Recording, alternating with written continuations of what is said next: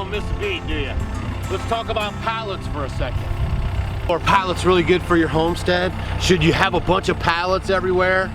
You guys saw some of the pallets yesterday I tossed into the dumpster and you're like, why are you throwing the pallets away? Let me give you guys a couple tips from a guy who's been off-grid for 8 years using pallets on a lot of projects around the homestead. Pallets are a great resource and they're free for us. We can get them around here, it's no problem, okay? Here's the problem with pallets, and if you're gonna use pallet wood, usually pallet wood is subpar. It's usually ash. Sometimes you could catch an oak, but a lot of times it's like a pin oak and they're just subpar wood, so they're not gonna last you a long time, right? So if you're gonna try to build something out of this thing, it's a temporary type of building. Like I build my stuff permanent. I'm not really into temporary. We've used pallets to grow potatoes. We've built buildings out of them to house some of our livestock before we built the $50 chicken coop, which has worked out really well, I might add. And we've used pallets and we continue to use pallets. I have a whole pallet pile right here that I'll be using when I show you guys what's gonna be going on with the wood lot, okay? And that's a great resource to have, but there also comes a time when you have to get rid of them. Now, a lot of people burn them, and we've done that too, right? The problem with burning pallets especially is then all the nails are left over. And so if you ever get rid of that burn pile area or whatever, you're gonna catch nails in your tires if you run like your ATV or your lawnmower or whatever. In that area, you're gonna end up catching up nails and stuff. So for me at this particular moment, and especially because I'm on the go, I can just put them in this dumpster and get rid of them and not worry about any nail debris. And the ones that are still viable, I'll be putting in this pile and I'll be showing you guys what we're gonna be doing with them in a little bit.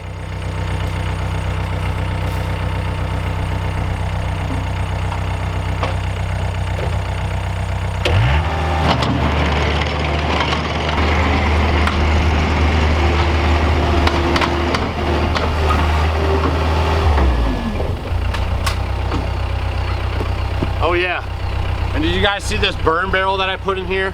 When we first got up here in the country life, you know, we didn't know any better, so we know a lot of people had burn barrels, and so we were like, yeah, that'd be pretty cool, you know, you have a little spot, take care of some of your trash, you know, we didn't like putting plastic in there.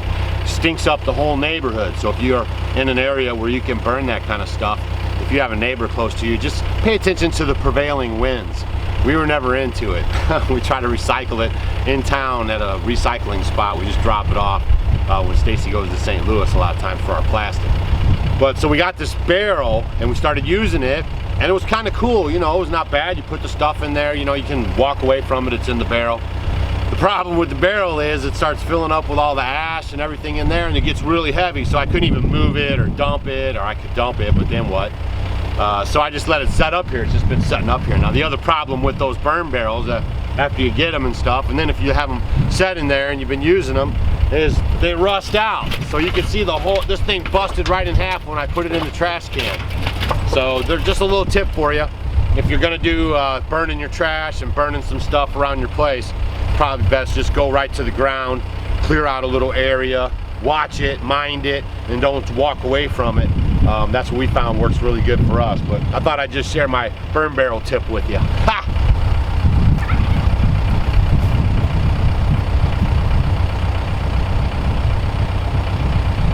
Another thing you guys kind of talked about in the video yesterday was about, you know, reusing all that stuff. You know, why would I throw all that stuff away? Here's a FYI. This stuff, here's the thing we kind of live by now that we've downsized and we're living more intentional. If we don't touch it in 6 months, we get rid of it. And it's working really good, right? So anything that I put in that dumpster is either non-valuable, like it's busted up and I was just holding on to it just being a miser, or it's not, you know, I can't use it, right? So I have to pick my battles. So this is the time right now where we're purging everything. So anything that's going in that dumpster is something that I can't recycle and I don't want to keep around. It clutters up my place and it clutters up my mind. You guys, I'm telling you, please take this advice. If you're looking around your place right now and it's all cluttered up, spend a couple days, clean it up, and see how that feels. Come on, leave a comment down below and promise me that, hey, I'm gonna clean up some clutter this week and I'm gonna touch base with you in a future video and I'm gonna let you know how I felt. All right? So I gotta keep moving. It's very healing. just telling you. Just like wearing simple clothes. For me, Einstein said it's a big waste of your brain power to stand in front of your closet every day and try to pick out clothes to wear. And I have found that to be so true. It is so automatic for me just to put on the same clothes. They're not literally the same clothes. Sometimes they are. But it's been very, these are just things that we've done for 8 years, right? And I'm just telling you guys, because we're living it, that there is a difference.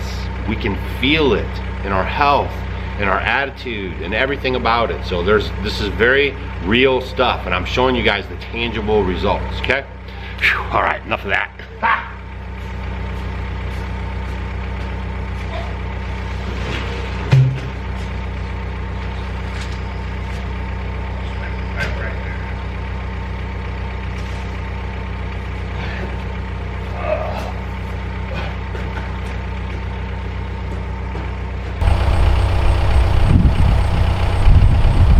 Now the goal for today, not throwing this away, this is an awesome stainless steel can that we got some time ago actually from Timco, and we fetch our milk in this because we get our milk from the Amish, right? Because it's not it's not economical for us to have a cow here and milk it 2 times a day and have all that responsibility when I can get milk. You guys got to pick your battles out there is what I'm saying. So we get milk, but this is, if you guys want a stainless steel container, they come in different sizes. It's Timco. And they sent us these a while ago. Not throwing that one away.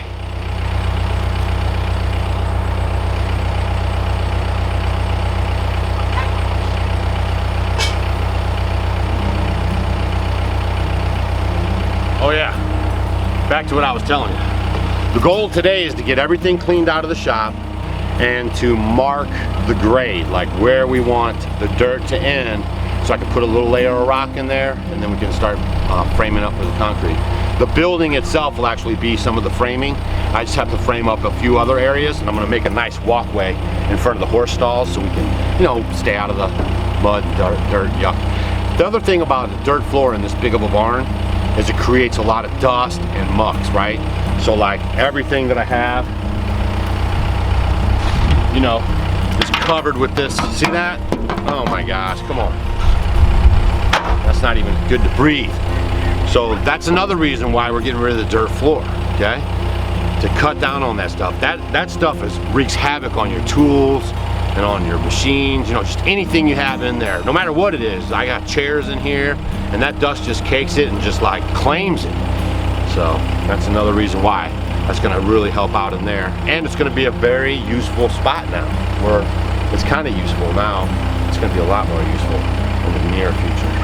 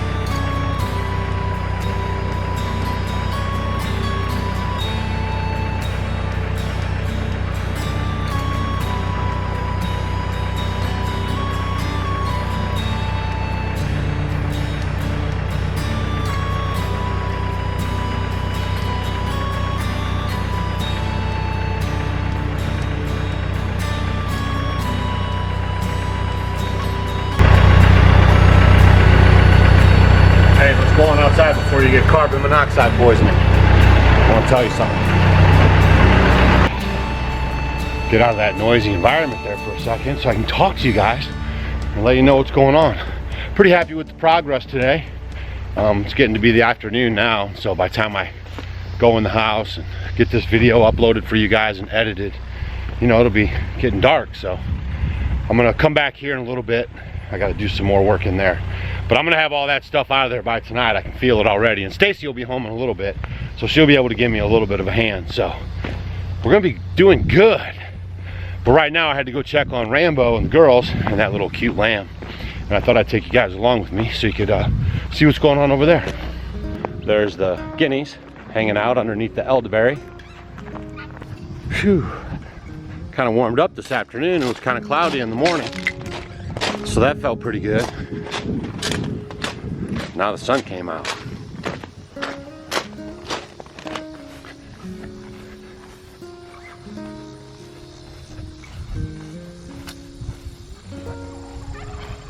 Oh, there's Mr. Turkey over there.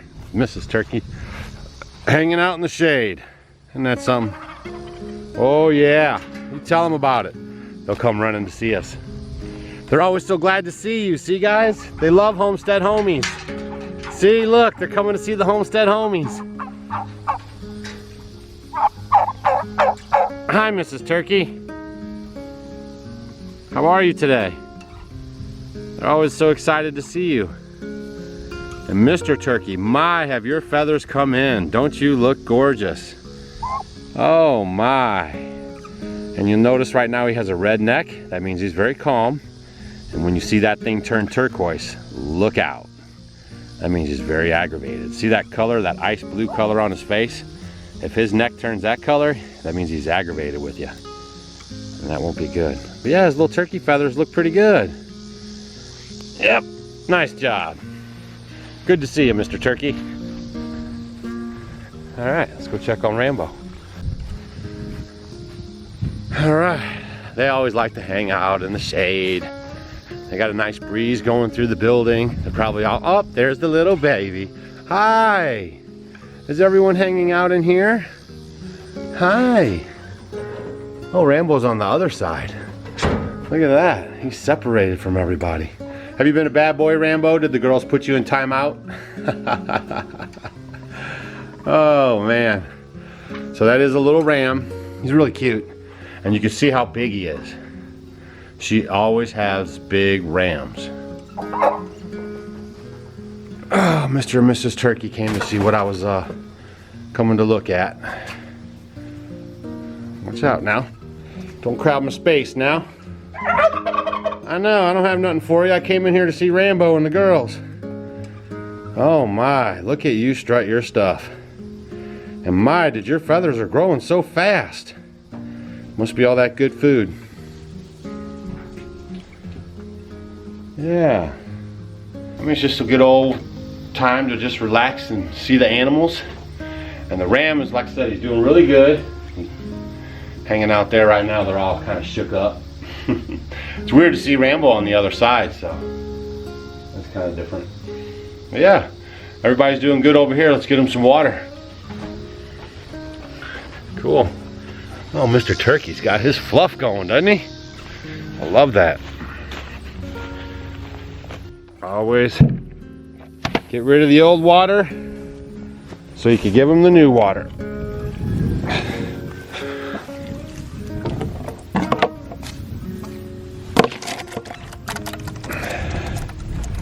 Oh yeah. Mrs. Turkey is liking the fresh water. Man, I can barely get you in the picture with that neck. Oh yeah, nice. I'm glad I came over to check on you. Oh yeah, now don't drink too much now, you're gonna get a cramp. And the ever watchful Mr. Turkey. Mr. Turkey, he might be getting a little fired up because I keep going up and down and everything. He doesn't like that. See, he's sizing me up right now. Now come on, Mr. Turkey, you've been pretty good now. We don't have any troubles. Nothing like some fresh water at the watering hole. All right, I love it. All right, all done there. Everyone's doing good. Staying in the shade a little bit. It was a little cooler today. Like I said, sun came out pretty hard this afternoon, so everyone's just kind of having the siesta. Oh boy, what a life. I tell you. Oh, that was nice, like an automatic gate. Ha! That was totally coincidence. All right. Oh yeah, if you guys ever get a farm gate, in case you're new to this lifestyle, let me show you how this operates. Take the chain, cross over the top, and then you come back through the hole. See? The reason why you come back through the hole is because if your animal gets on here and they get to knocking on it, it won't skip off of there because it can't come through that hole. So there you go. A little nugget on the fence gate there. I know, Mr. Turkey, I know, I'm going. Phew. Catch a little shade for myself real quick. I think I got a couple buddies showing up tomorrow. I think Greg and Gary will be here, so that'll really help speed things along. We'll be able to get the inside of the barn, I think, framed up and dug out a little bit. Unfortunately, we do have to dig the floor out just a touch so we can get everything together, because you're going to need a little bit of rock, and then you're going to need about 5.5 inches of concrete. So you want it to be nice and strong, so if you drive a skid steer or a tractor or something heavy in there, you'll be able to not bust up your concrete. So everything's looking good, you know. Sometimes when you're by yourself, you just got to stay with it. Inch by inch makes it a cinch, yard by yard makes it hard. So you just kind of keep chugging away, take your time, pace yourself, and then you'll get there. It'll be a nice end result. If you rush and get all frustrated and upset, it's just not worth it for anybody. Ha! That's the whole opposite reason why we're doing this. So hopefully you guys liked the video. See you guys on the next one.